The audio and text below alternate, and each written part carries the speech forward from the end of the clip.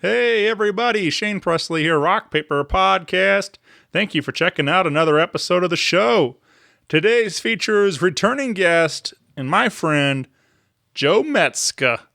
We had a great time sitting down at his home talking about his brand new album, Another Disaster, due out Saturday, January 2nd, 2021. You can come pick up a copy at the party at BB's. Be sure to bring your mask and socially distance, but we're going to try to make the best of it. Again, that's over at BB's, January 2nd.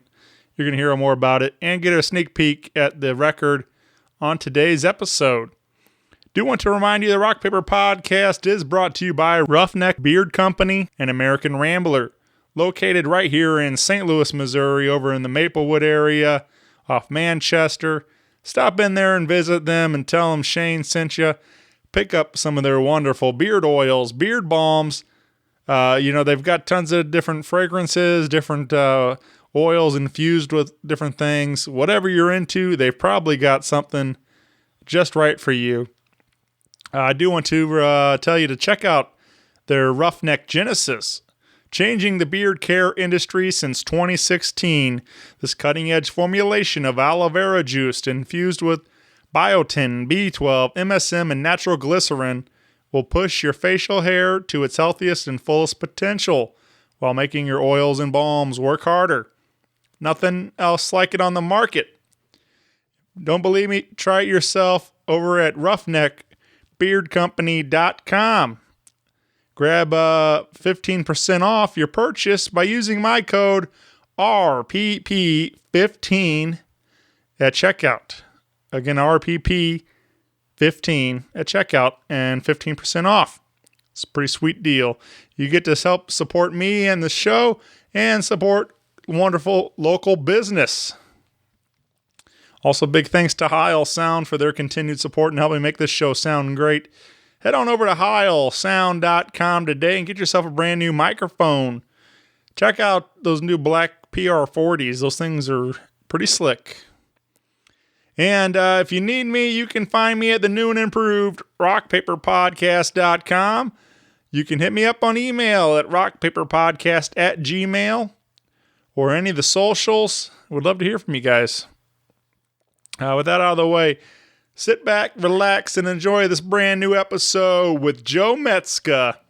Podcast is kind of like it's like a radio show that's not on the radio. It's on the internet. Does that make sense? Uh-huh. Yeah. That's also like my mom. It makes it sound more confusing, doesn't it? It sounds like this.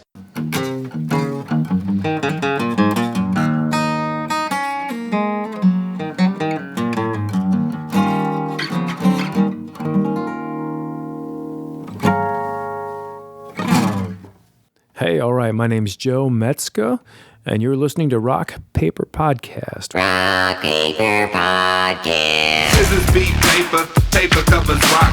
Rock beats is a Shane covers non-stop. Never know what new kind of guest that he's got coming at you. Live and direct on the spot. Could be rock, folk, country, or hip-hop, jazz. All kind of folks that he has. Could be an artist or a comedian to make you laugh on the Rock Paper Podcast.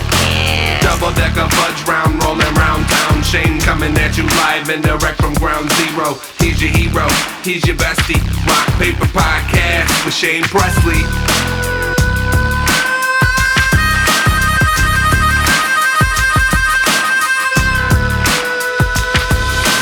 Rock Paper Podcast. Hey everybody, Shane Presley here, Rock Paper Podcast, coming to you from St. Louis, Missouri. Hanging out today with returning guest, Joe Metzka. Hey, Shane. Welcome back to the show, my friend. Excited to be back, man. Hell yeah, this has been way too long. I know. Life gets away from us, doesn't it? Yeah, I was, I don't know. I always think about, like, that was like the other day kind of thing. I don't know. I'm terrible at time. Like, I talk about high school like it was the other day sometimes, and that was years ago for me too. And like, but anyway, it's been like 3 years almost since we last hung out and did one of these. Man. So it's weird to think about that. It was January of 18, and holy cow, man, we're closing out 2020, man. So wow. But you got a brand new record coming out on January 2nd. Yes, sir. That's why we're here talking about this. We got, it'll be a lot of fun to catch up with you, man. So we, January 2nd over at BB's in St. Louis, Missouri. You can come over and pick up a copy. Yeah, we'll and be take there. home one with you. It's also my birthday that day, so I thought it would be. I have the worst birthday of the year because the holidays are over and then people are done, and so my whole life, January 2nd, it's like, hey, it's my birthday, and nobody wants to do anything. So this year it's I'll start the party. I'll just There we go. have the CD release, and it's my party, and it'll be great, man. Yeah. So yeah, we're excited. The new record. We wrote it during the lockdowns, and we're excited about it and happy to share it, and want to help BBs to stay open during all this crazy stuff. Sure. So we're excited and happy about it. Yeah, man. Well, throw on your mask and come out to BB's on Saturday the 2nd and check out this new album and the band. I mean, like, this album is like, I don't know, man. I was really digging it. Like, I gave it a proper listen on the way down, and I was really, like, this is like right in my wheelhouse of like what I love for blues, because you got, especially, I love your guitar work, but you got an amazing cast of characters filling out the sound on this record. You've got saxophone, you got keys, you got and it's like this big sound coming out of this record, and so it was a lot of fun to hear a little different take than even your acoustic albums, and as much as I love Rich and everything, but just hearing a nice electric full sound on this record compared to some of the other stuff too. So it was awesome, man. I really, thank you, man. Really like it. We wanted to, the creative process is funny. Sometimes it leads you, and it just sort of. I started writing these songs. We did. Rich McDonough, my guitar big brother, a St. Louis legend. He's a bad dude. He's the best slide player I've ever just sat and watched play. And I've seen, with all due respect to some famous cats I've sat and watched, like this cat. He turns it loose when he decides he's going to throw down in solo. He has a way of just getting out of the way and letting the spirit run through him. Right. And I love we do a bunch of duet acoustic gigs, just singing and setting him up. I just love and our duet record. I'm really proud of it. And he played his ass off. Yeah. Man. But and it's like then right after that all the chaos happened, and I just decided to start writing. It's like, okay, well, if I'm going to be locked in my house, and like I love my wife and she's my best friend ever, and we enjoy being with each other, it's like, okay, well, we're here and we can watch movies, and maybe I should do something. Let me write some songs. And so we wrote all the songs starting whenever, like March, whenever the lockdowns happened, and we just started writing. And then my buddy Dave Toretta, Casa del Toretta Studios, and he worked with Chuck Berry all those years, and some other famous. He gets, shy when I name drop, and I won't. But anyway, he's my dude, and we just kept going in and tracking stuff, and sanitizing, and what do you call what's the COVID test? It's like a frontal lobotomy where they. So we did all that stuff and kept going to his studio and recording, and we put this record together piecemeal since March up until now during the lockdown. So the whole creative process plus the cool organic process of recording happened throughout these lockdowns, and I'm proud of the record, and it's more harder edged. I've gotten away from your first comment, but there's more aggressive guitars, and I've worked to the songs are edgier, so I've worked on being more aggressive with the vocals, which is a new creative venture for me to like sing more aggressively. Well, I like that. Like you're saying, it definitely shows that's coming through, but there's also like a lot of variety in the sound.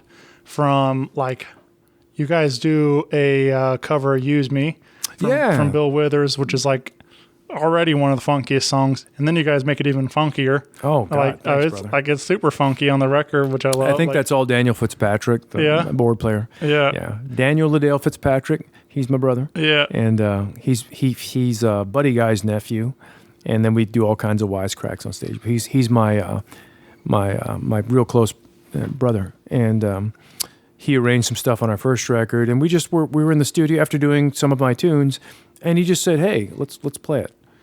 Yeah, you know, and he started just putting the part down, and then Dave set mics up and hold on, start again, and we just ran it down. It was literally one take at the end of a session, and you know, when you hear the cut of it, Bill Withers, good God, man, but there's flaws and but it's a good performance, and Daniel's playing like a clavinet sound on it, and Keith Robinson, my drummer, who's a St. Louis legend, is just snapping the snare drum in a way that it was a real funky take. So we kept it, and I paid the licensing, and we just kept it on the record, just because it was a nice performance. Yeah, man.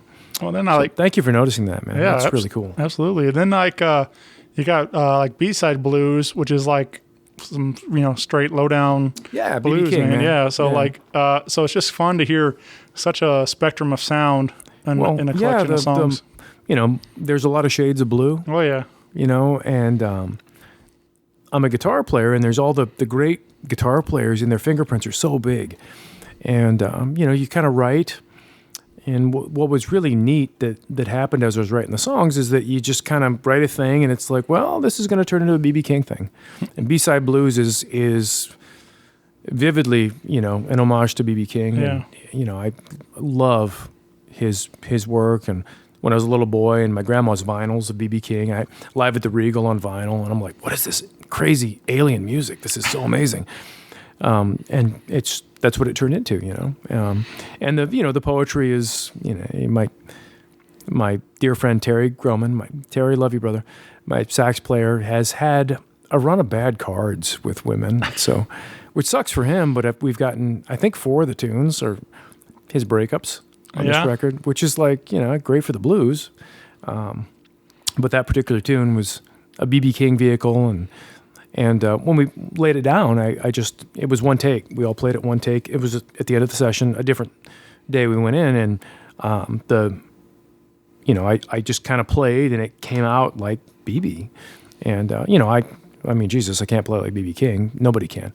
But honoring his wheelhouse, and that's what came out, and we're proud of it, and the idea of a B-side of a record, it's like, and it is biographical, and I'll leave the dirty details off but the A side of the record, and then you flip it over, you feel like you're the B side, and you can sense that from the poetry. Yeah, I get that, man. That's cool.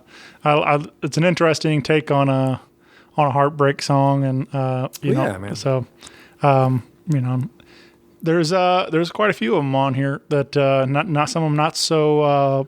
Pleasant heartbreak kind of songs. And, we're a blues band. Yeah, right. So it's but it was a lot of fun to hear some of the stories that inspired some of these songs and stuff you were saying. It's true. It's the real stuff. Yeah.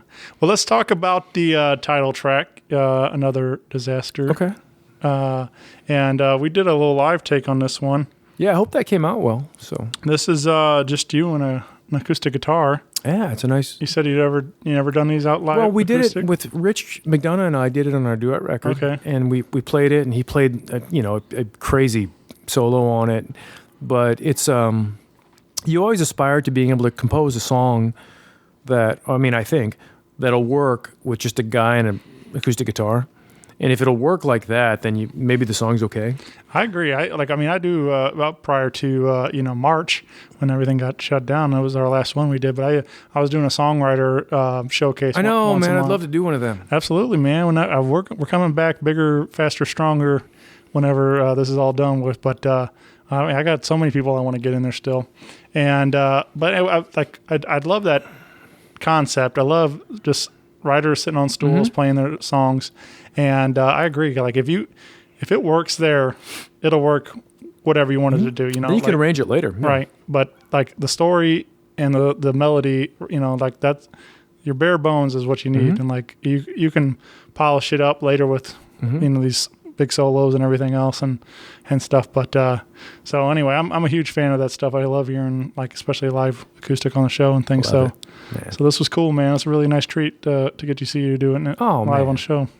Yeah, we that particular tune again. I owe Terry Groman, my sax player, some royalties for songs, and he's, we're a small time St. Louis act, and it's great. I mean, we're blessed. I mean, good Lord, man, we're blessed to get to do what we do. But Terry's breakups give me songs, and it's this gag on our live shows. Right. But yeah, it was a conversation he and I had. Terry, I love you, man. I'm kind of laying it out here, but it's a breakup, and he's like, "Oh man, this one's another disaster, bro." And we start. Terry's. God bless him. He's a wonderful Irish cat, so I'll drink Irish whiskey with him.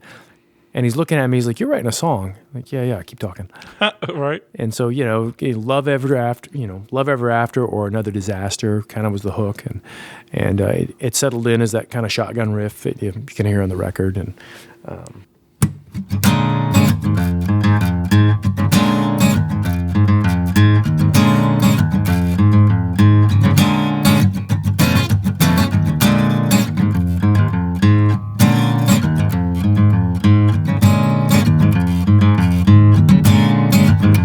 It's getting late, early tonight. I should go on home, I'd be alright. But I seen her standing there, I should have walked right past her. This could be love ever after, yeah. Or just another disaster. Will you test my game? Justify it. You're in my frame, gonna amplify it. The sparks turn into flame, we just start drinking faster. This could be love ever after, yeah. Or just another disaster. I should find a good girl just like my mama said. Women like you all are messing with my head. But your girl's on the borderline, well you know just what to do. I should let you walk away, but you got a great future behind you.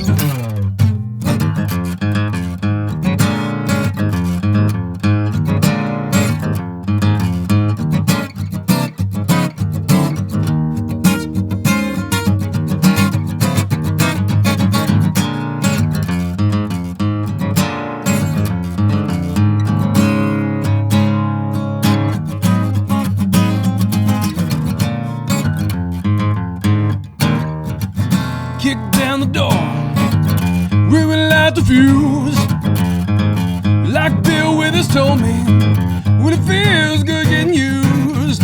But this can't go from here. That's a game I can't master. This could be love ever after, yeah. Just another disaster. This could be love ever after, yeah. Just another disaster. This could be love ever after, yeah. Or just another disaster. Just another disaster. Should have walked right past her.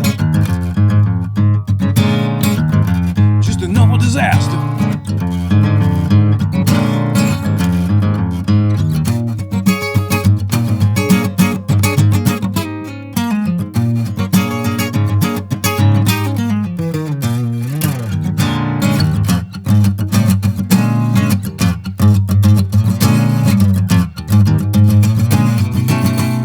Another disaster.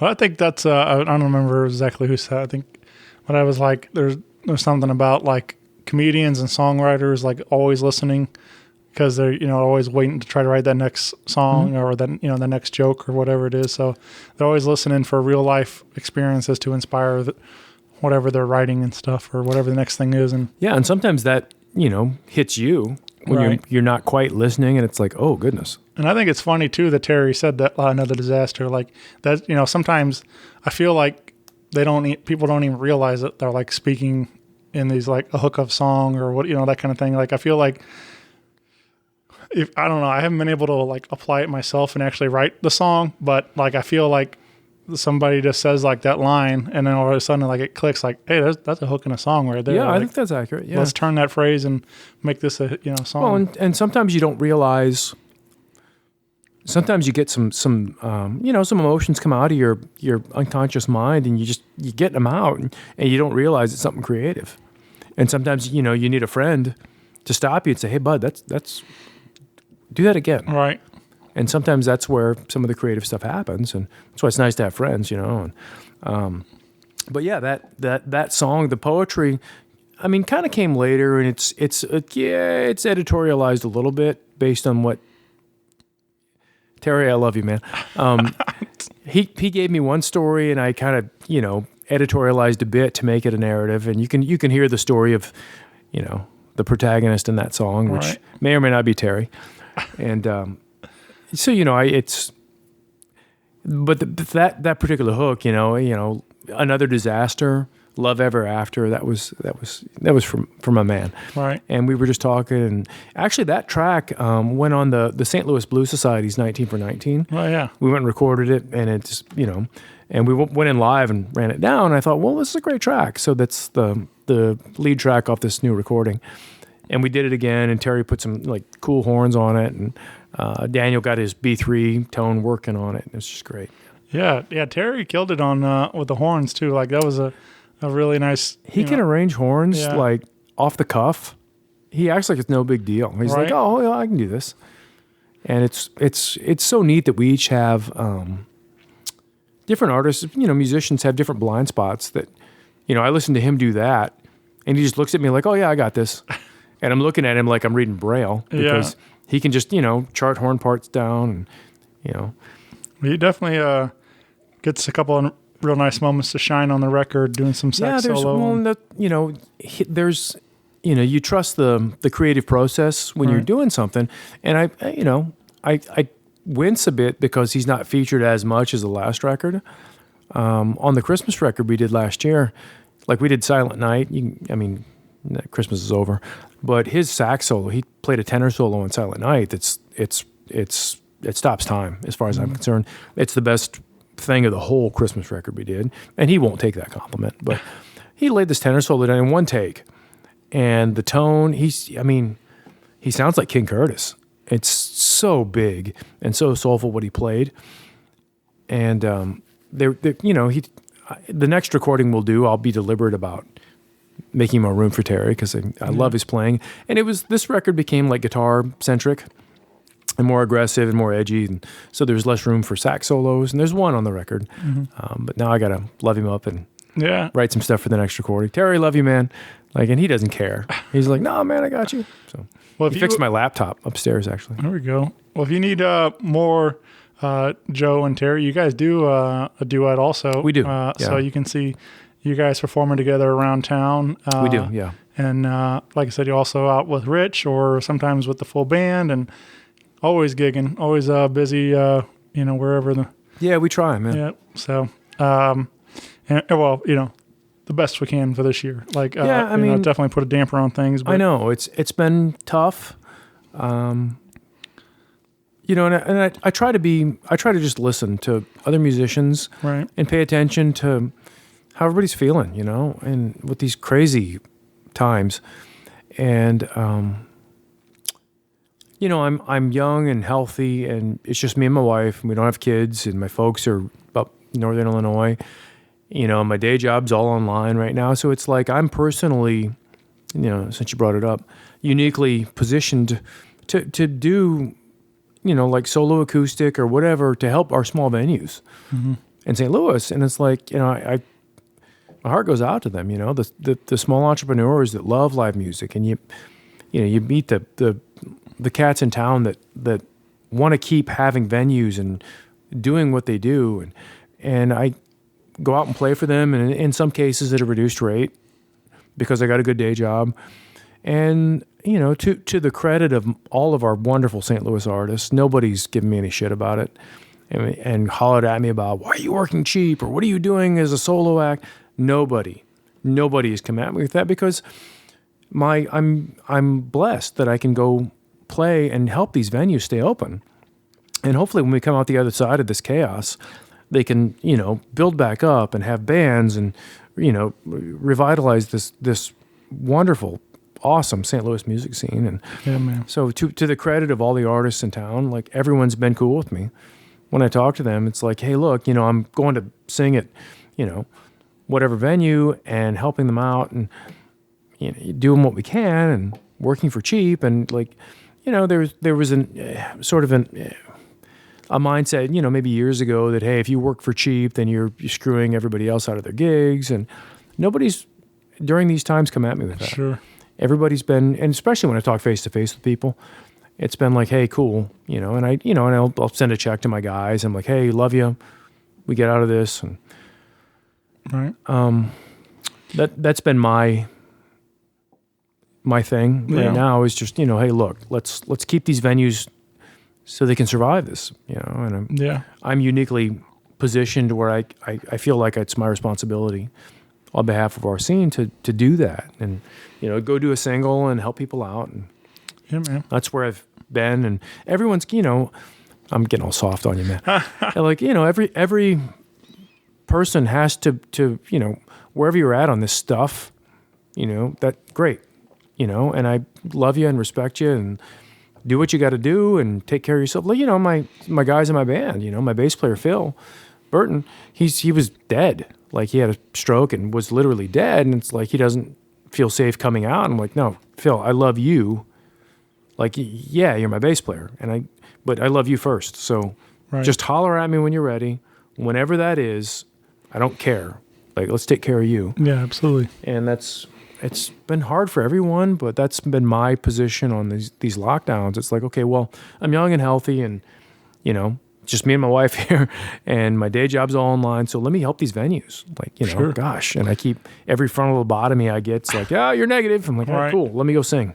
Yeah. Like, so I'm getting all sensitive with you, but that's been my niche, is I feel like I can keep doing that, Right. And there's a handful of us, young crazy guys that are doing that. My buddy Ethan Jones is out there doing it, and Ethan, love you, brother. Amazing singer, songwriter, guitar player, doing the same thing out there, grinding it out, helping these venues. And he's good looking too. You're supposed to hate guys like that, man. But that's, I feel my responsibility to our greater music scene. And we're going to get through this, man. Right. Like, we are.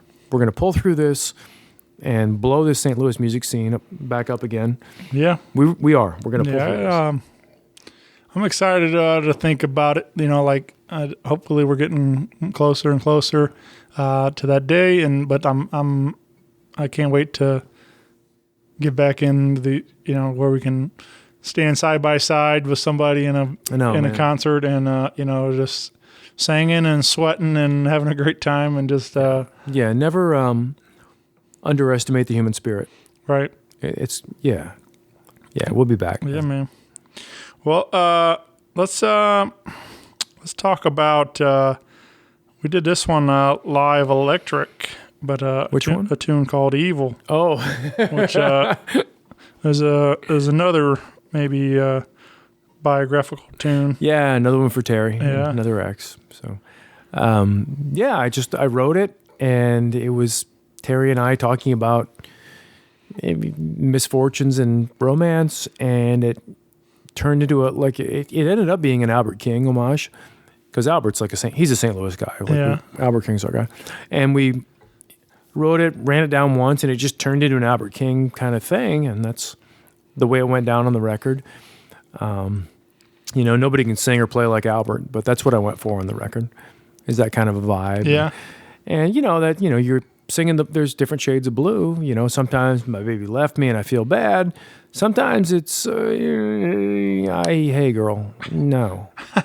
And that's what that kind of turned into. And it was inspired by a conversation, where guys talk and we have private conversations, and then the creative process takes over, and that's what we came up with.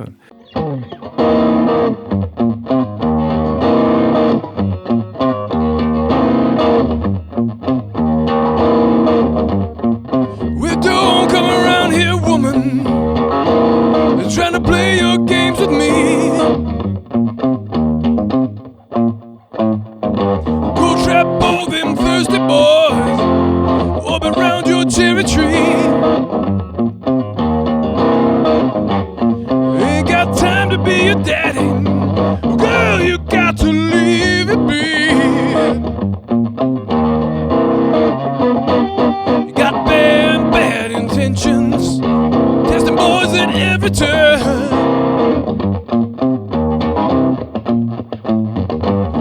Breaking homes, wrecking hearts, truth and lies you can't discern. That's your soul flaming out. Play with fire, you're gonna burn. You're an evil woman. You're an evil woman. You're an evil woman. You're an evil woman. Well, you look like an angel, but evil is your only game.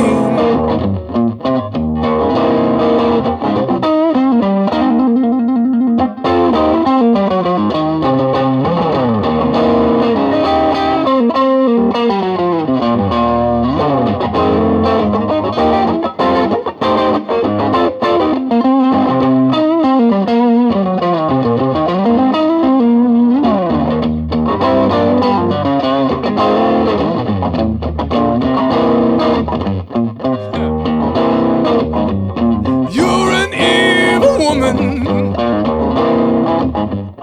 You're an evil woman. You're a black magic woman. You're a gypsy woman. Look like an angel, but evil is your only game.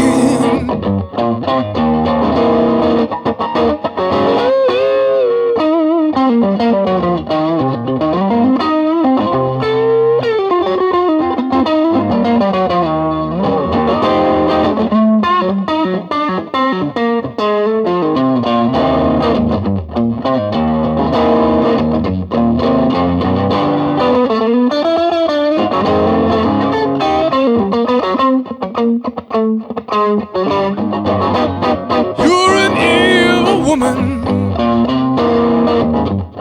You're an evil woman. You're a black-hearted woman. You're an evil woman.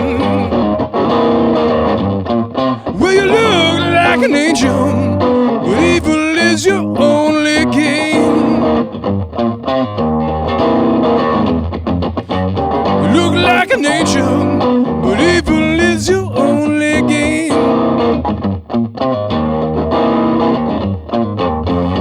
You look like an angel, but evil is your only game.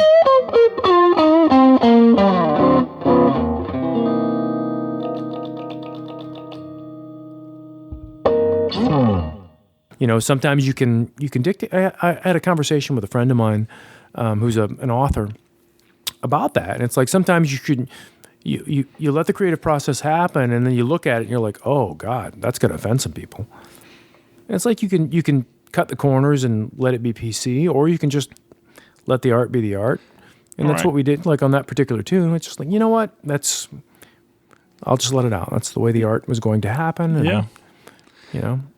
I do find it kind of silly at times, like now, like when people are like changing things, like art from years and years ago, and it's like, why was it okay for several years, and now all of a sudden, like sure. everybody's offended by it, and like has to, it's I like mean, or whatever, there's happened in whether TV shows or music or movies or whatever, and it's like, it's what do you call the anachronistic fallacy, where you go back in time and you take today's moral values, right, and you superimpose them on something that happened in the past. Right. It's an anachronistic fallacy.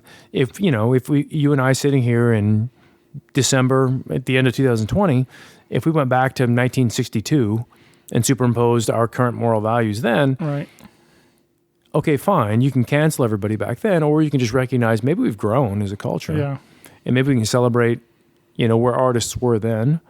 And that's a sensitive place we're at. And everybody being, heightened with our emotions about the lockdowns and even the presidential election and everything, people are sensitive. And maybe we can find that common humanity where we respect somebody's art form, and maybe it was just 10 years ago, Right. And you can just respect where somebody trusted the creative process to go, and that might offend me, but that's really cool what you're doing there. Yeah.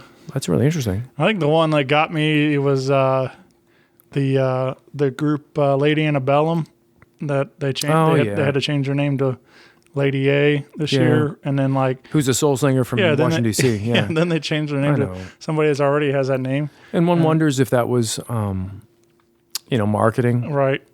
I don't know, but it was. I don't know, man. Either way, it was a mess. And I mean, I don't like to play when I'm singing and playing, I just want to make people work hard. And if you're coming out to our gig on a Saturday night, I'm happy you're here. Let's have a good time, And it's but I've been, whatever a racial minority is, my mom's a Korean immigrant and she was an orphan. Her parents got blown up in a fucking bomb in the Korean War. Yeah. My dad's white trash and got drafted. I mean, right. And that's been my whole life. And it's okay, well, I guess I'm a racial minority. Okay. Well, can we find common humanity and just love each other up where we are? Yeah. And I hope we can reinvest in that in our culture and the understanding that you and I are different and believe different things, but we're, we have the same, we both want to, love our family up. Maybe we're both mad at our mom. We both love music. Yeah. So I hope we can find that going forward, Yeah, absolutely, man. We, that's one thing I do love about, kind of what I was saying earlier too, going into the small club or, concert venue or whatever, but especially when it's a small intimate room like that where you're all dancing, singing, having a great night. It doesn't matter. We're all there for the music. We're all there for a good time. And everybody is able to put away their differences for an hour and a half, 2 hours or whatever, and just have fun. And that's what I love, that music's able to bring people together like that. And absolutely. So, well, that's the joy of music. And I hope that, I always get excited when younger musicians or, I'll talk to, a young guy that's in his early 20s. I want to be a bass player. And I want to do a cartwheel because it's powerful. Yeah. Music, it's literally spiritual. And it's like you said, it's our vehicle to find common humanity. And we have differences and we have, different, gosh, I don't want to go down that path. All kinds of differences. And yet, we can find a vibe on a Friday night and love that common humanity and find the common things between all of us. And that's what music really can do for us. And it's, so musicians, all of us shouldn't underestimate how powerful that is. And the gift that we have to pull that together. So I really believe that. And the older I get, the more I'm sure that's the case. For sure, man. Let's throw in a song. This is, again, you live acoustic here in your basement. Yeah, right. On a show. We did a song called Hot Rod Angel that appears on the record. And again, on the record, you'll hear the full band version, but live today, we did this stripped down acoustic version. And right off the opening lick, I definitely got this Chuck Berry vibe to it. And you were kind of telling me some of the story before we got press record, but I think it's super cool, man, because obviously Chuck being kind of a hometown hero here, and no question, man. And I particularly feel a sort of connection because I grew up I never met the man or anything, but we grew up next door neighbors. I was my property backed up to his. Oh, how cool is that? Backed up to Barry Acres in Winsville. So, wow. So it was always again, it's not like we ever met him or hung out or anything, but it was just it was super cool to me to know that the godfather of rock and roll lives, owns the property right next door. So, wow. It was pretty wild. And then especially for me too, growing up out there at the time, it was man, there's nothing to do. This town sucks. There's nothing here. There's And then I get to like, I get a little older and you realize like who Chuck Berry is, you realize what's going on. And like in the 70s, like, I mean, that place, there was all sorts of parties out there and all those kind of things. Like, some of the old timers I worked with, like, especially Charlie, with like, he told me some story about like going over to Chuck's and partying and then like seeing, Keith Richards passed out in the yard or something.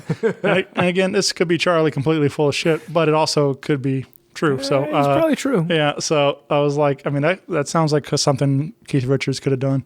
So, but stuff like that, like, and I was just like, and then I hear like, back to Wentzville, cruising Highway Z in my Coupe de Ville. And like, for me, like that was super cool too, because I live on Highway Z. So I'm like, here's a rock and roll tune. Hey, Maybelline, why can't you be true? Right. So anyway, I've just always had this connection to Chuck. I mean, and what some of his, and I got to see him live twice. I took my mother-in-law to see him at Blueberry Hill, and love it. Yeah. So, but this one is definitely kind of your homage to some of that Chuck Berry. Question.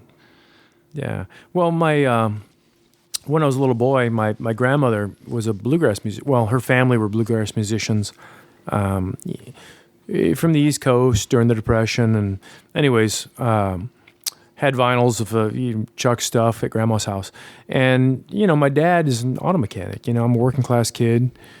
Scratching by. He got drafted and sent overseas, but he always liked Chuck's music, and Chuck's music is like you said, it's this seminal foundations of rock and roll, and you hear that music, and it connects with all of us. And my dad is a mechanic, and you grow up and you're in the auto shop, and you're hey Dad, what's this? That's metric. That's okay, well, what's this? Yeah, don't touch that. That's the car battery. Hey, don't touch that, you're gonna shock yourself. And you're in the auto shop, and then his other auto mechanic buddies, and you there's like a now in hindsight, there's a masculine rite of passage to being a little snot-nosed kid in the auto shop with all the guys, and talking about changing batteries and checking, check the spark plugs. The plugs are dead. It's like, get under there. Wow, there's a hole in the gas tank. Don't fill it all the way. Just fill it half. And you get around just guys being guys. And always back then, there was the calendar on the wall, and it was like the bikini calendar with like the hot women back in the day. And there was always that in the auto shop. And it was a conversation with my dad. And my dad's a good man. Like he and my mom been together forever. But it's this funny thing. You're at his buddy Bob's place or whomever, and there's like the calendar with who was the girl in The Fall Guy? Was it Heather Thomas with the classic bikini shot? I can't remember. Anyways, but there's always the calendar stuff, and then the Charlie's Angels, and you take that, and then the idea of Chuck's music, and Dad and I were talking, and he was like, "Yeah, you should write a Chuck Berry thing because you don't got a Chuck Berry thing on any of your stuff." I'm like, "Dad, those fingerprints are pretty big." He's like, "Yeah, well, respect the masters, and just give me a Chuck Berry thing." And I'm looking at like his buddies, and it was a night of hanging out with his old auto mechanic buddies, and it's like kind of like Hot Rod Angel. I'm like, look at the Hot Rod, and there's always girls and cars, and the euphemism for car parts and body parts, and it's like it just came out working on it, and it's un-PC, and yet it's authentic, and it's my childhood, and dudes in the auto shop and working class guys, and that's the song just kind of came out, and the poetry happened. Like I wrote it all at once, but yeah, it's my blessing of childhood, being around my dad and his guys, and being blessed to be raised around men and those kinds of masculine rituals. So I feel like it's a working class honor to be a part of that, and that's kind of just how the song came out. And then having Dave Toretta, my engineer, like worked with Chuck for 20 years, and Keith Robinson, love you Keith, played drums with him, and Daniel and Lonnie Johnson, his piano player, close buddies. So the track just kind of came out, and we did it in one take too, just kind of. Wow. And Dave's like, "No, it's good. We'll keep it." Right. So that's how that track happened. Yeah, man, very cool.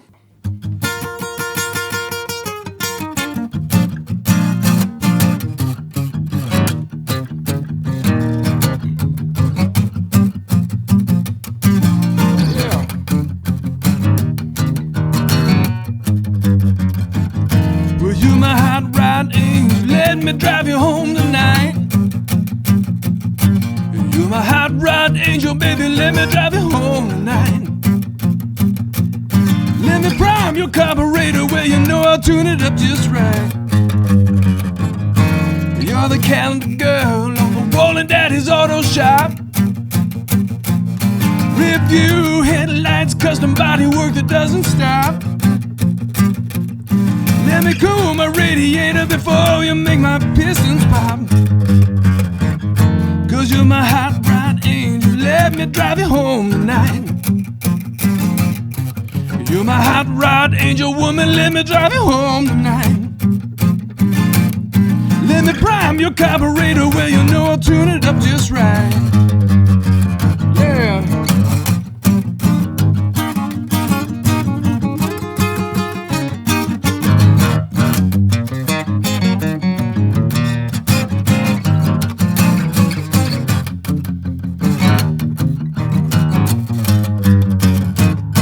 I don't need no power steering, don't need no cruise control. Put the key in the ignition, let the clutch out slow. Listen to that V8 go. Cause you're my hot rod angel, let me drive you home tonight. You're my hot rod angel, let me drive you home tonight. You're my hot rod angel, baby, let me drive you home tonight. Let me prime your carburetor, well, you know I'll tune it up just right. You're my hot rod angel. You're my hot rod angel, baby girl. You're my hot rod angel. You're my hot rod angel. Cause you're my hot rod angel. Let me drive you home tonight.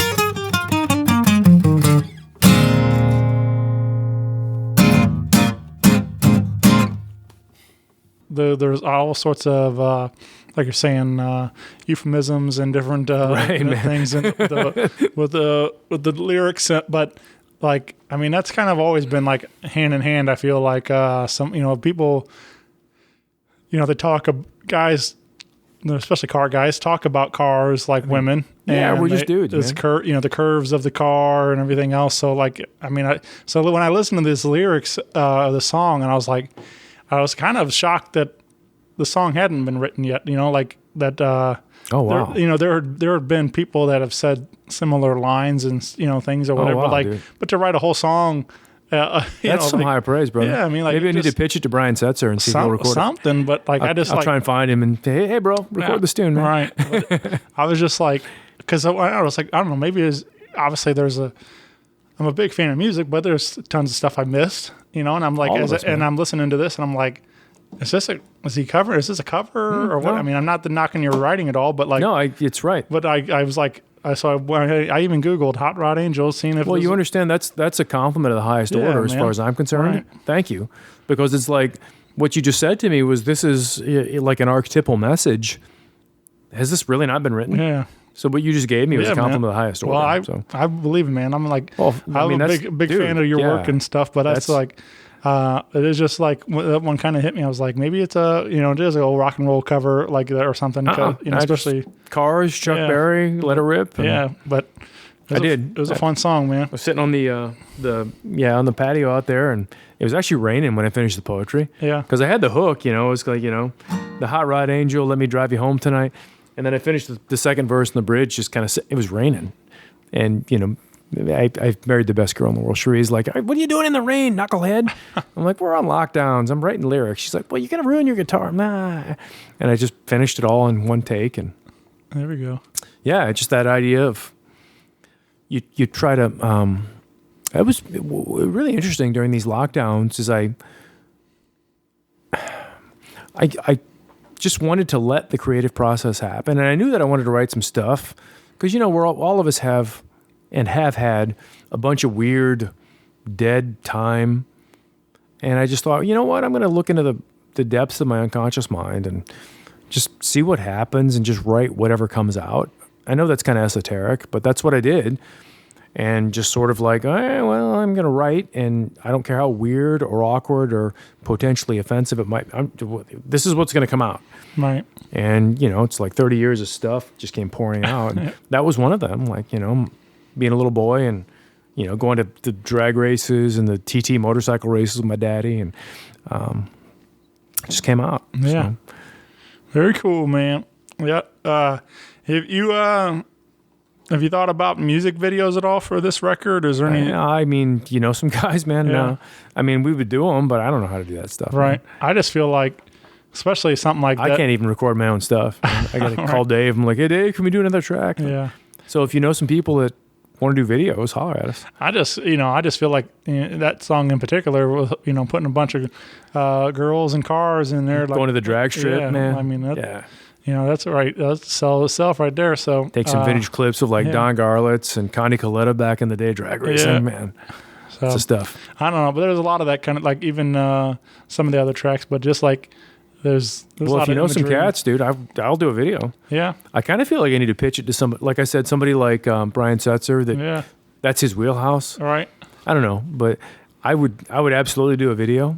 But I don't know cats that do that. If you know some people that do production. Yeah. I mean, I got some friends around town that do some video work and stuff. Maybe we can connect some dots. Right. Yeah, you probably know one particular hot rod angel that can do the video. She'll be like, no, we need to cut your hair, and then we'll make this video work. Right. Yeah. I love it. Yeah, man. You obviously, if you're just listening to this, you're not going to see it with their picture. You probably have seen Joe around, but like the hair, man, it's you said you just started letting it go for quarantine, and yeah, I mean, I've always had, I was a football player for years, right? But I just when the we started to approach the lockdowns, it was longer, and then it was like, you know what, I forget it. Now the wife likes it. She does. Yeah, so she said keep it. And it's funny because. Right, I was gonna. Now that it's longer, I actually had an appointment to donate it. I was gonna get it cut and donate it, and she was like, "No, let's keep it." All right, cool. Yeah, man. So, tapping into that rock and roll. I don't know, man. Yeah. It's just like maybe that's part of the creative process where you just sort of your appearance mirrors where you're at, and your station in life with the. Wherever your energy and your creativity is, and so I've got this crazy long hair, and right. And here I am with my guitar string endorsement T-shirt. Yeah. So I look like a musician again. It's nice. Yeah, it's cool. Yeah, I'm blessed, man. Life's good. You said football, and I think a lifetime ago, man. Yeah. Well, I guess like just since we last spoke, though, you put out a new book with a football. I'm going to destroy my street credibility as a guitar player. Yeah. Well, I mean, I was a football player in college a long time ago, and they're sticking me in the Knox College, Galesburg, Illinois. Bless you, my alma mater. They're sticking me in their sports hall of fame, which is crazy. You can put this long-haired guy in there. But yeah, I coached high school football here for a hot minute. I always loved being around sports. When I was a little boy, it was my way of not getting my ass kicked was to get into sports. And so we did a book last year. And we're doing another one this year. So that's my day job is doing that sort of stuff. And I could either do research in human psychology, or it's like, let's write football books because that's more. I don't want to do research and within the confines of what's prescribed in academia today. It's like, I love football cats and football dudes. Let's write some football books. So yeah, what are those all available on the website? Yeah, well, the one we've done, is out, and then we're doing another one this year. So yeah, it's good stuff, man. Yeah, and it's a different life, but sometimes creative people can be eclectic and do weird, different things. I love that, man. Like I love find somebody in one light. Like I know you as a guitar player, singer. Yeah, man. And then like find out like there's this whole other world that you're into that you're also. A lot of creative people are like that. Right. I think you'll find if you, at least in my experience, you meet creative people, and it's sometimes the creativity can be vertical in one context, like music, but sometimes it goes horizontally. Mm-hmm. I find oftentimes that's the case where someone you meet, as a musician, will have some weird sideways interest, and that's been my life experience too. Yeah. Where I've always been into sports and something I've done, in academia too at this point, I guess. But I love sports, especially football. I was always a football player, and Yeah, something I love to do. I grew up definitely playing football from about I don't know, whatever, 7 or 8. I think it was finally first started. Played all through Little League. Yeah, I went through till about my sophomore year. I quit the team and I went to become the camera guy. I started having a lot of knee troubles. I grew like 4 inches in a month my freshman year. Wow. And so having a lot of knee problems, and I just was like, I needed to sit out, and I didn't want to just like up and quit the team. So I went and became the camera guy so I could at least still be involved. And, And you're manifesting that with your podcast now. Yeah. That's awesome. Yeah, well, it's the things you learn from sports, to me, especially team sports, is the same thing you learn from playing in a band, I think, where you learn that sweet spot of both competition and cooperation, where, you're competing, you're trying to beat them guys, but yet you got to cooperate with your teammates, and maybe that means I don't get the ball as many times as I want so we can win. Or maybe I got to block this guy, and no one, the newspaper guy's not going to notice that I'm, kicking that defensive end's ass the whole game. But that's why we converted that 3rd and 1, and that kind of that sweet spot of competition and cooperation. And when you're on a bandstand, it's like, okay, well, the guy playing the bass, my man Phil, maybe people don't notice how he's centering the whole band, and he's like, yeah, that's cool, that's my role here, and he likes cooperating with the whole band sound while we're still trying to put on the best show we can. So I've always found that they're similar, and then you hear the stories about, like Marvin Gaye, way back in the Motown days, he hung out with Night Train Lane and the Detroit Lions and would go lift weights with them.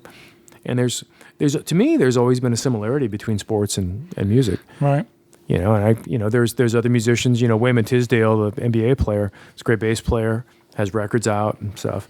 So I've always found that they're very similar in that sweet spot that we learn about. Let me compete and be the best I can be at this, but also cooperate with the guys on stage. So I found that to be, at least in my crazy experience, sports and music have always been really compatible. Right. I think, like Saturday we're going to play, and my buddies, Joey Finke, my nose guard back in the day, if you hear me, buddy, looking forward to seeing you. And his son's a great guitar player. He's going to come down, and, so you, it's always been a thing where, to me, they've been similar, at least the way they play themselves out. So. Yeah. I mean, I noticed, when I spent my years playing, it was offense and defensive line. Obviously, being 6'4", 300 pounds in middle school, being my size, that's where I was at. But like, you don't get a lot of recognition, being on the line. Well, that's why you want to be buds with the linemen. Sure. At least me, I was one of them little guys. So, but those are the guys that make the play. If that's right. There would be no hole to run through for the running back or the quarterback to throw or whatever. If there wasn't an offensive line keeping the defense. Well, it's like who was it? Was it Marvin Gaye? It was one of the Motown guys that said a vocalist, a singer, is only as good as the drummer. Sure. And if the drummer will crack that snare on one, you can relax and exhale and really sing. Well, it's the same construct, man. You still got to have that cast, yeah. When I, even in high school and college ball both, I was like, okay, well, can I travel with the defensive linemen? Let me just hang out with them guys. Right. And, after the game was over, I just wanted to party with those guys. I'm like, hey, guys, got a case, we hanging out. And they'd let my skinny ass hang out with them. And to this day, those are the guys I'm still friends with, man. Yeah, absolutely, man. Yeah, it becomes like a brotherhood, and like you just all, there's no question. You all look out for each other, and Same as loving up your bass player. Yeah, it's the same deal. Yeah, man, absolutely. So in the book, is you said it's more. There's some. Who would you offer that book to? Who's that? Your ideal? Oh, the football book. The ideal market for that book and stuff. Oh wow, you want to talk about this? Yeah. So my other lifetime, I was a high school football coach. Right. My buddy Bob Petrino, who has a polarized sort of public image given his history, but he coached Lamar Jackson, who's our MVP. That's the Ravens quarterback. Yeah, he's a dear friend of mine, and we, coaches all get fired. He got fired over at Louisville, and some shit happened. But he recruited my high school quarterback some years ago. Long story. Anyways, we worked on a book, with his legacy, and it started out like, let's do a little memoir, and then it blew up into this 500-page manifesto, which is coaches at that level that are that good, and they have to be. Everything has to be perfect. So we spent the entirety of 2019 working on it. So I actually took a break from playing music, and it's like, okay, well, this is again the creative process. I'm like, this is a great creative project. It's gonna outlive me and Bob both. Let's make this as good as we can. And we just worked on it, and we sat upstairs and worked on it, and then I met him, and book authoring is similar to it's art, similar to playing guitar, and we just kept working and working, and the thing blew up into, I think the final product's about 500 pages, and we released it, and it's really great, and he's down at Missouri State now, and about to flip that program around. But he's a old Italian, and he's this wonderful, creative, quirky, wonderful cat that loves music and he loves calculus. Like, he wanted to be an engineer, and he's like, oh yeah, calculus is cool. He's this wonderful, creative, quirky guy. In addition to being an offensive football genius. Right. But I'm really proud of. I'll get you a copy of it, man. Right. I'm really proud of the book, and like I said, sometimes creative people like you and me, we can have these eclectic interests where sometimes an opportunity arises, and that's where the creative process leads itself. Yeah. It's like, okay, Joe, put the guitar down for a few months and just let this happen. And, it's my day job too, and I'm really proud of it. And then that led to another book. My buddy Larry Slade, who is a great defensive coach, and he was at Tennessee under Phil Fulmer when, if there's any football fans, when Peyton Manning was at Tennessee, and he won a national championship with Don James back at Washington. So now I'm doing another defensive book with Larry. It's just, I always loved football, and I've always loved that part of my experience, to be an athlete. And yeah, man. It's the same creativity. It's like, okay, well, here's this offense. They got this really good receiver over here in the slot. How are we going to defend him? Is the same thing as, well, here we are, and my piano player is really freaking good. How can I showcase him? Right. It's the same, to me, it's the same creative energy. Yeah.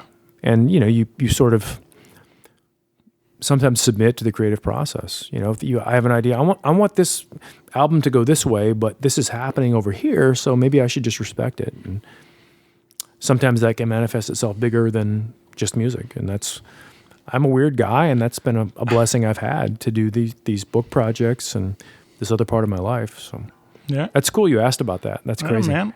Your audience is going to be like, really? He writes football books? I like talking about it all, man. There's all sorts of because you're cool. Man. There's no rules on this show, so there's just me and my friends, and yeah. Well, let's so so far we've only shared songs. Just you live on this show. Yeah, man. Let's talk about, and we mentioned the band, of course, but let's give them a little sneak peek at this record. And this is a song called "The Darkness," and this is directly from Another Disaster. Yeah, well, golly, I think I'm actually proudest of this track on the whole record. I'm a happy guy, and I'm blessed. And I count my blessings, and I work really hard to engage my friends like you, to be mindful of the blessings we have in our life and our experience. But, I think certainly all creative people, I think everybody, we have those moments where you have those dark moments where you kind of feel like, fuck everything. Right. Fuck this, fuck you, fuck me, fuck everything. Right. And I'm sorry for the word choice, but not really, because I think it's part of being human, where you have days like that, where you're like, I'm not getting up. I just, fuck it. I'm just going to stay in bed because...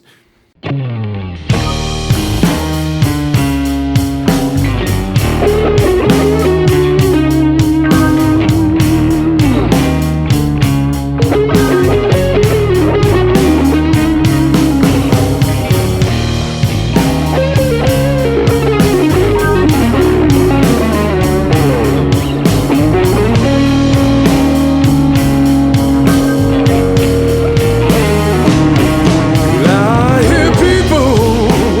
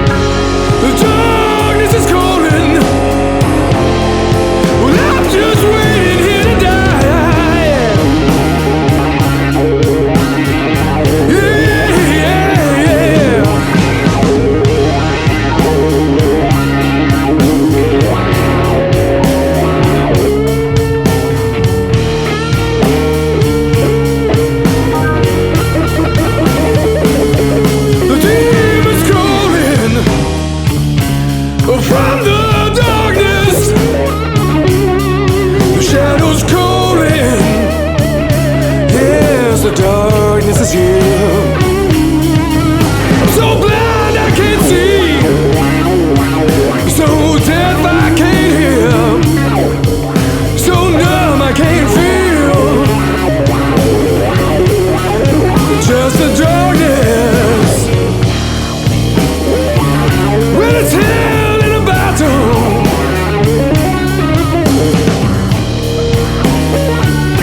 when it's hell in a battle, yeah. Darkness calling me, the darkness is calling, the shadows calling me, yeah, yeah, yeah. When I stare into the darkness, the shadow looks me in the eye.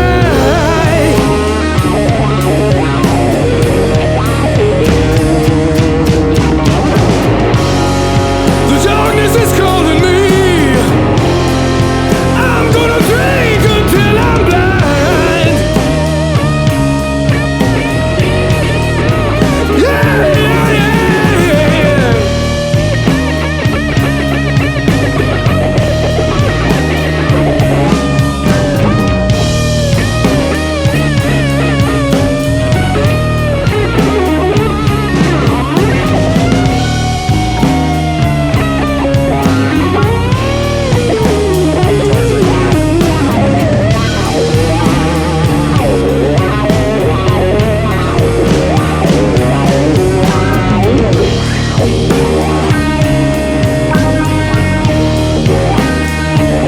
Well, I hear hellhounds. The wolf is at my door. Ain't no light, ain't no tunnel. Burning down and burning out. The shadows calling.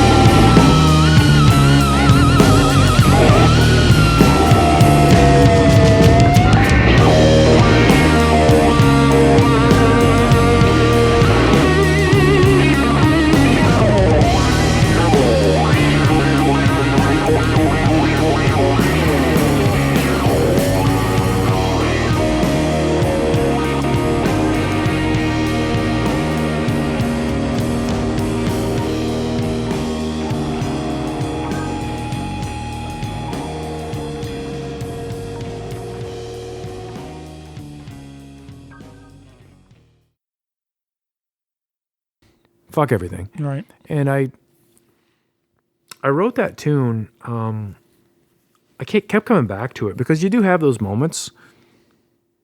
I think if we're all being honest, we do.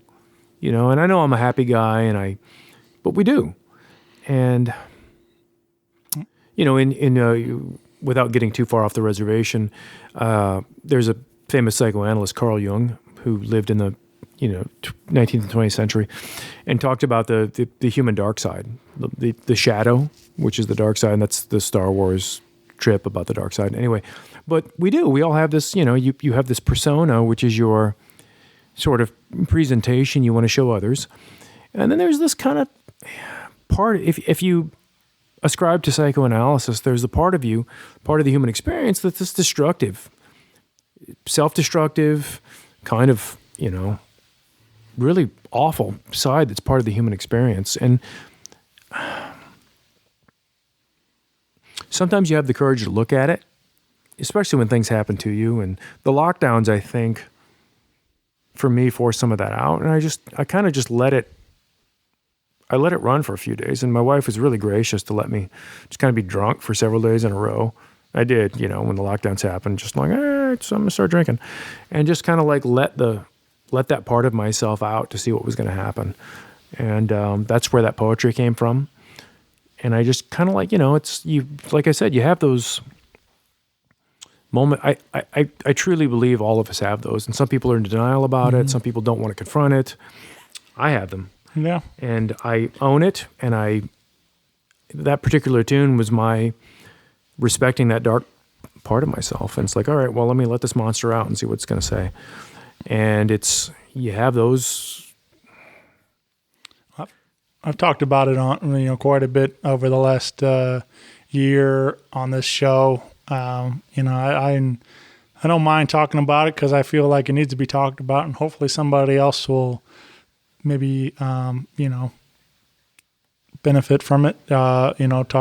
Just being open about it. But I lost my mom in December of 19. The worst conceivable way. And God, man. So, like, for me, like, I went through a lot of that this year. Yes. You go right out of grieving the loss of my mother right into a global pandemic and everything else. And it's just like, so there was definitely a lot of stuff where I was just like, really hard. And there was a lot of times I didn't want to get even out of bed or do it, then you get in your head, you're like, why am I doing the show? What am I doing? And all those things. And of course, it doesn't last long, but you have these thoughts, and sometimes it does last long. Sometimes, yeah. But I've been fortunate enough. Usually, I have a friend that kicks me in the ass, and it's like somebody says something real nice, and I'm like, all right, that's why I'm doing it. Like, if I can affect that one person, that's right. Or whatever it is, I pull my head out of my ass and realize why I'm doing it, and but definitely, I struggled a lot with.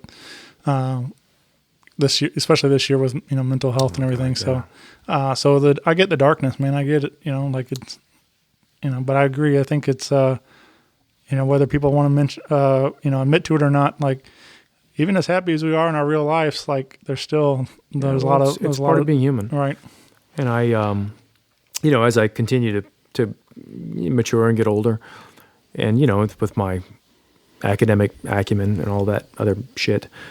It's real, and it's a part of being human. We have that part of ourselves, and if we're being honest, and I think other artists that do what you and I do, we don't often share that. So that it makes us vulnerable, and you wonder, like, does anybody else have these moments where it's like, fuck this and fuck everyone? And I think we all do, man. And I just with that particular tune, I'm proudest of that, of the whole record, and scared of it, because I'm like, did I really let that part of myself out? I don't want people to see this part of myself where I'm just, and I let it out. And there's a case to be made that sometimes when you just take that, the most ruthless parts of life and the most painful things that happen to you, and you just pull them up into your consciousness and look at them and just say, all right, let me look at you. And sometimes when you're willing to do that and just own it, that can be cathartic. And it's like, you know what? All right. I can turn the page and do tomorrow. Right. And I'm going to find something that's meaningful to me to turn the page for. And each of us has our humble things. Your podcast is amazing, dude. Thanks, man. You got like, I'll brag on you. You got a Heil endorsement. Like, how cool is that? You get a microphone endorsement, and all of the artists in St. Louis, or all of us, are dying to be on your podcast because you're the dude, man. And it's like, it's how amazing is that? And I have my humble station of getting to write these songs and play music, and I'm blessed. I married the right girl. I've got my mom and dad still. And when we have those moments where it's like fuck everything, sometimes if you can just let it come to the surface, which is scary, and then just look at it, and it's like that's when you hear my playing. I mean, I sang it okay, but my playing was like evoking the best I could in my humble effort to evoke some of Jimi Hendrix's best stuff, the Band of Gypsies. That's what came out in the playing, where it's like, it just, and actually I broke my guitar, dive bombing the whammy. I broke one of the tone knobs loose, and, one of the springs came flying out across the studio. It was really funny, but I just like let that rage out. It was one take, and I'm not, I can't kiss Jimi Hendrix's ass. Like but you can allow yourself to submit to the creative process. Right. And sometimes the depth of our emotion and our rage and the things that the pain that we can't explain, and you just let it out. And, I recorded that, and I listened back to it the first time. I was like, who's that guitar player? Jesus, what's he so angry about? Right. And I talked to Dave, and I was like, was that me playing? He's like, yeah, bro, it's a great job. And it's like I hear the poetry, and I'm like, wow, really? Do I have that darkness inside me? And it's like, we all do. And for me at least, and, respecting Carl Jung, and I like Friedrich Nietzsche, the philosopher, and some of that heavy shit. Anyway, you can look at it and you're like, okay, well, here's the worst of what I am. When I feel my worst, I'm at my most self-destructive and hate everyone and everything and myself. Let me just look at myself. All right, I can live with that. Right. I can do tomorrow, or I can do today. I can go forward today. And it's a really dark view of humanity, but it's real, because I really do. I swear, man, all of us creative people have those moments where we're like, fuck this. Yeah. And to me, that was me letting that out, and it does scare me to listen back to it. But when you can own it and say, okay, well, here's the worst of what I am, and I can go forward today. Right. There's something cathartic in that. I hope. For me, it has been. There's this podcast I've really been enjoying. He's a comedian, Ryan Sickler, and he does a show called The Honeydew. I became a big fan of his with work with Jay Larson doing the Crab Feast, but Ryan does the Honeydew now, and he's been inviting a lot of mostly comedians, but they'll sit down and they'll talk about some of the worst stuff of their life and kind of shine a light on it to making it funny when they can. But comedians definitely do that. But they bring up a lot of it, and it's like there was there was some stuff the other day. I was listening to one with Joe Coy on there, and Joe was like opened up and was crying, tapping into some of this stuff, and so I think it's really therapeutic for them to like open up about some of these things. But for me is also like a lot of I enjoy listening to it because it allows me to realize maybe I'm not alone in some of these thoughts and or these things and different. There is common humanity. Yeah, so especially for creative people, man. But yeah, it's something bigger than us connecting us. Yeah, whatever we call it. Right. Call it God. Call it the universe. It's real. Yeah. I remain convinced, and I will remain convinced that there's something connecting us, and that creativity is our vehicle to do that, to connect each other. Yeah, man. Well, let's talk about one. I know we're all heavy now because there's some like fun, crazy, smart ass songs on this record. Oh, yeah. Well, we got another one, and this one's a little bit more lighthearted. A song called "Fly" that closes out the record. Yeah, I thought you were going to say "The Walk." That one's a little awkward too. Oh yeah. But "Fly," you say you kind of this is more. You kind of tapping in maybe a Van Halen type of era. Just, you kind of trust. Like I said, when we were locked down, I just started writing, and I'd wake up every day and have a cup of coffee upstairs, and just like, all right, well, we're locked down. Let me just write something, and whether that would be a pen and a paper writing poetry, or just coming down here and plugging into one of the amps and cranking up, and I just kind of trusted wherever it would go. And there were days when like it was just noodling and stupid, but there were days when sometimes an idea would come out, and then that particular track, I'm playing it for Cherie, my wife. I'm like, what do you think of this? She's like, that's kind of cool. Yeah. What are you doing with that? I'm like, I don't know. She's like, well, go ahead and work with it, and God bless her. She's like, and don't sing it like a pussy. I was like, okay. Yeah, it's a blessing to marry the right girl, man.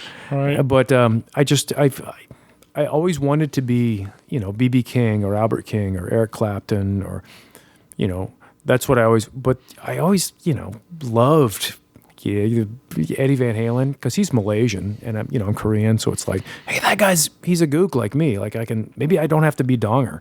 Maybe I can actually be cool. And so I loved Van Halen's music, Joe Meyer. Joe, you listening, brother? Van Roth, Van Hager, whatever. It's Eddie. Yeah. Man. Eddie's my dude. And It's pretty good. and it's like I can't play as aggressively as Ed because he had this beautiful thing to what he did. And I can't sing like Sammy. But it just, the riff happened, and I'm like, well, let me work with it. And I love sports, and it turned into a sports rock song. And we're like, well, to hell with it. Let's stick it on the record.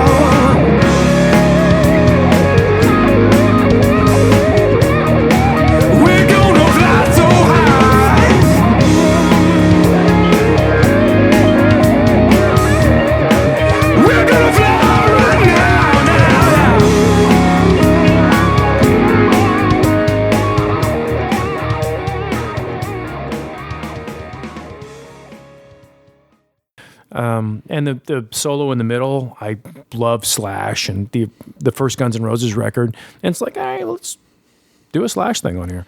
And it's much more aggressive than anything I've done. And it's like, I just, I listen back to it and I'm like, well, I didn't play as good as Ed and I can't sing like Sam but it's real. So I just owned it and I love sports and I'm like, yeah, cool. Yeah, man. And actually it was funny because I was watching the old film Rocky 3 when I wrote it. All right. Which is my favorite of the Rocky movies.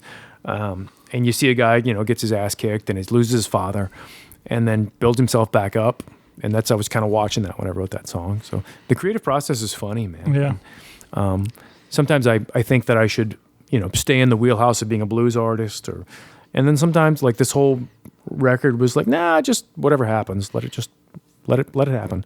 Yeah. And that's the blessing of, getting to do my own stuff independently is that I can just do that. And hey, put a rock song in the indie record. All right, cool. Yeah. So we recorded it. And Dave Toretta, my engineer, love you, Dave.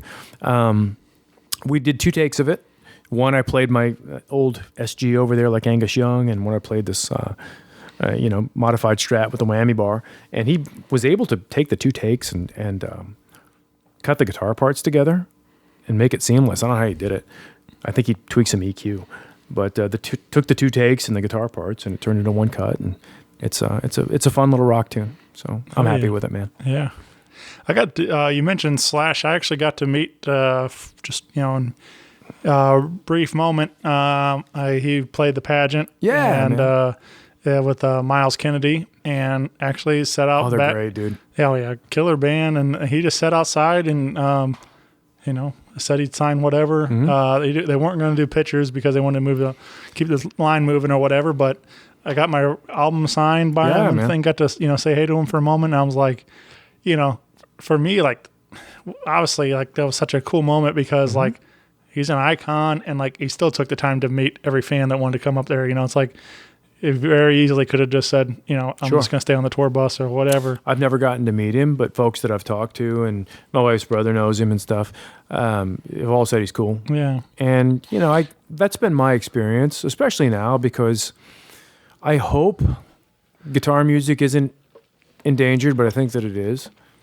And the cats that are doing it, and even living icons that have done it, understand we got to work together to keep this thing happening. So cats like him that are, like you said, he's our generation's Keith Richards. Yeah. He's that iconic. Amazing guitar riffs, great tone, great player. And he's like, you know what, hey, thanks for being here. Let me hug you, man. Yeah. There was a cool moment too. There was a young kid brought his guitar to get signed, and I remember recognizing, like seeing him, but it wasn't until later that I learned who he is and became friends with him. But I was Matt Lesh. No kidding. Rattlesnake got his. Matt got and his I guitar played. signed.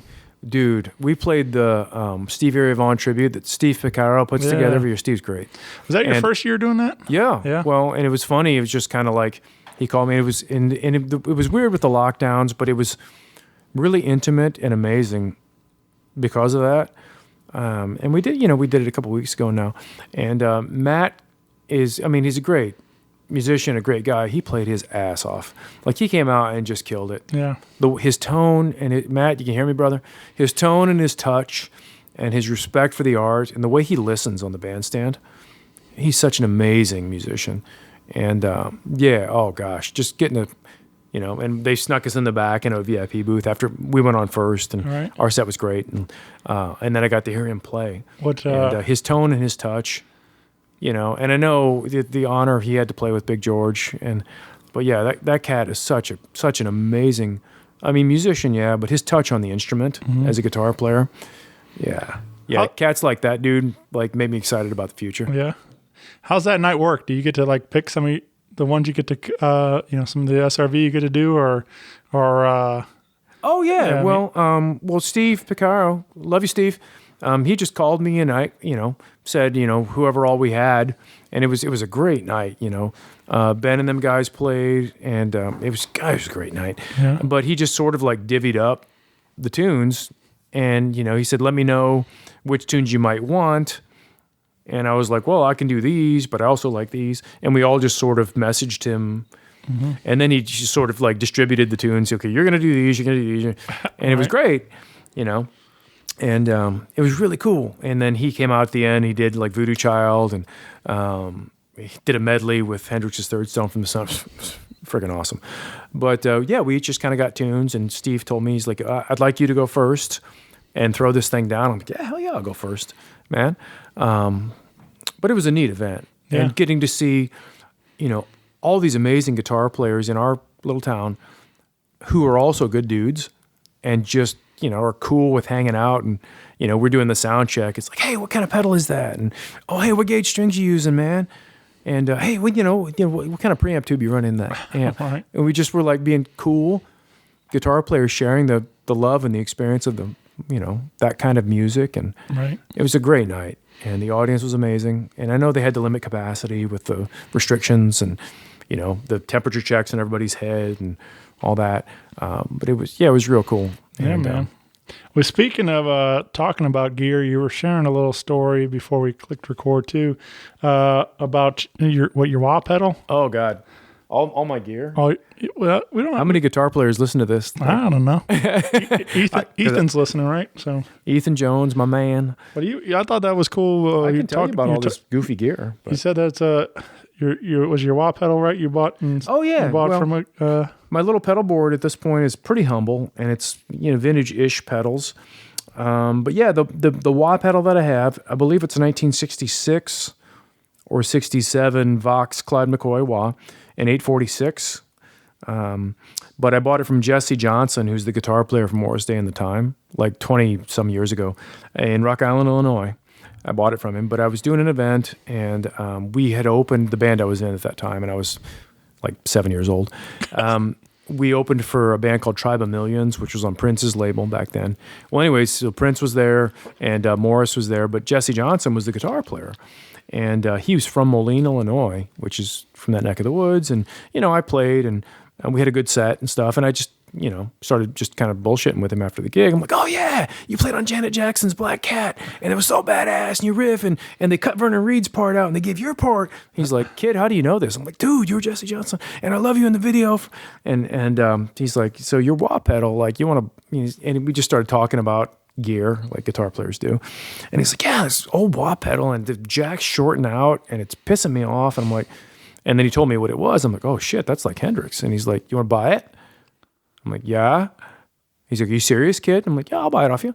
So he, you know, he had it in his car, you know, in those years. Like, and he's like, okay, here, and the jack's probably fucked up, but so I just gave him the $100 I made from the gig and took the wah pedal, which is still on my board.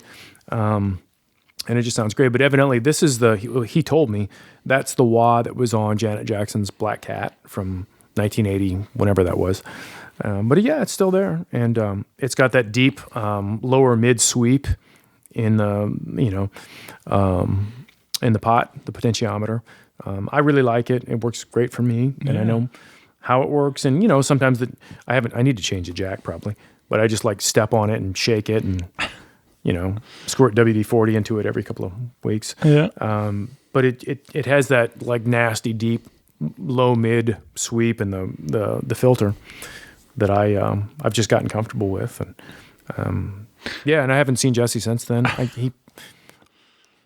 assume he's still alive. I don't know, but it was just one of those funny things where, you know, before social media, you're in a bar with a guy, and Right. yeah, he's a lefty too, like me. So Yeah. That's super cool. funny deal. And I met Prince that night. He was amazing. Yeah, that's crazy. Yeah, that was during the cymbal years where it's like, Yeah. and his bodyguards are like, "Hey, boss wants to meet you. Don't look him in the eye. Don't try and touch him." And he was great, man. Yeah. He was real cool. I had my buddy Gabe Kia on the show. He's a comedian. And you know, it's kind of right there in that vein, I feel like, of artistry. But he's, as a comedian, he's recently been doing some of those opening for Dave Chappelle at some of those field shows that he started putting on during in Ohio and stuff, because that's where Gabe lives. And he's sharing similar stories about meeting Dave and getting a party at his house and all this stuff. And it wasn't like that he couldn't look him in the eyes or whatever, that extreme, but you know, but he's got his own rules, and you know, as long as you play by the rules, everything's cool. And But I was just like, man, like that'd be pretty wild to like, just to get the call to you're opening for Dave Chappelle tonight or whatever and stuff. That's great stuff, man. But and then like I think about those iconic things, the Chappelle show with Prince and stuff, the Prince story and stuff. And so I think that's what triggered that memory is from Chappelle show. So. Yep, I love it. But yeah, that'd be pretty crazy, man. To even just to be in the same room as him for a moment. Yeah. Yeah, I'll talk about like amps and gear forever. So that's probably like just guitar players hanging out over a couple of drinks and like geeking out over our gear. But. I do think it's cool because like I do feel like some of this stuff obviously there's a certain life mojo or whatever you want to call it to these. There's something some special stuff. Even these. Like you saying, your guitar, like having these older guitars and stuff. Like there's a reason why they sound the way they do and they play the way they do. And with the old instruments, the wood ages a certain way, and there's all the legends about going through the Gibson or the Fender factory in certain years. The certain like batch of wood they got in those years. Like my old 335, the serial number dates it to 63, and evidently there was a nice batch of mahogany that came through that those necks are made of from like 58 or 9 through about 64. So those are the years where the old Gibson guitars are purported to be really special, and I don't know, this one's been amazing for me. I've had it forever. And then like the iron and the transformers from these old Fender and Marshall amps that I have here. Right. The voltage changed, and cats that know this better than I do can tell me like, those old transformers were designed for like 110 volts coming out the wall, and sort of like now there's more voltage and it's regulated. So you get a little boost in the voltage, and maybe that's the mojo of these old amps. Mm-hmm. So my main recording amp is this, I believe it's a 58 Fender Deluxe 5E3. All the original transformers, the original rectifier tubes in there. I did change the speaker. I got a Celestion from the early 70s in it. So I kind of Jimmy rigged it a little bit. But the old transformers, there's a certain magic to them. There's a looseness or an edginess to them. Right. It's old rock and roll. Yeah, man. Yeah. Well, do you play out with that? Oh yeah, that amp I record with, right? And I'll record with it probably forever. Even if it blows up, I'll change the tranny and keep playing it. I'll use it in the small venues when I can, and then when it gets in bigger rooms, I'll use one of these other ones. But this little Deluxe has been. I'll always record with it. That's the the creative abuse of pedals to get the various overdrive tones. I'll smash it with pedals. And, make it angry at me. But I got some of these bigger amps that I'll use for bigger rooms and stuff. Yeah, man. Well, come on out again Saturday night, January 2nd. Kick off your new year. Yeah, we'll be there. 2021. Definitely. With Joe Metzka Band. Again, album release party. You'll have CDs available that evening. Yeah, I got to pick them up Wednesday. We'll be there. Yeah. And after that, digitally it'll be available or something? Yeah, we'll upload it to all the digital platforms. Right. I don't know how long it'll take them, especially given how slow the mail is right now. But we'll have physical copies available Saturday. Yeah. And you can find all things Joe Metzka at joemetzka.com. Yeah, man. And follow along on the Facebook page for more gigs and more information. Yep. We have an Instagram now too, which I need to be better about. But okay, I'll be sure to tag it all and find Joe on Instagram too. And thank you for supporting Rock Paper Podcast. Yeah, man. Shane's doing his thing and has this awesome thing happening, supporting all of us artists. I'm gonna love him up too. He gets he's such a good cat. Well, take the compliment, man. This is amazing. Yeah. This for letting me be a part of this, man. This is cool. Appreciate you, man. Thank you for your all your years of support. I'm glad. It just stinks that it's been this long but I'm really glad it worked out today for us. I know, man. So let's not make it 2 years till the next one. Yeah. That means I got to work harder and make a new product. Yeah. Well, I will, hopefully Saturday night we can just hang out and have a good time. I know your money's no good, brother. I got you. Not have to worry about recording anything, but have a good time. But thanks, Joe, and I'll see you soon, my friend. Definitely. Thank you, man. Bye, everyone. Rock Paper Podcast. Rock Paper Podcast. Rock Paper Podcast. Rock Paper Podcast. Well, yeah, that was it.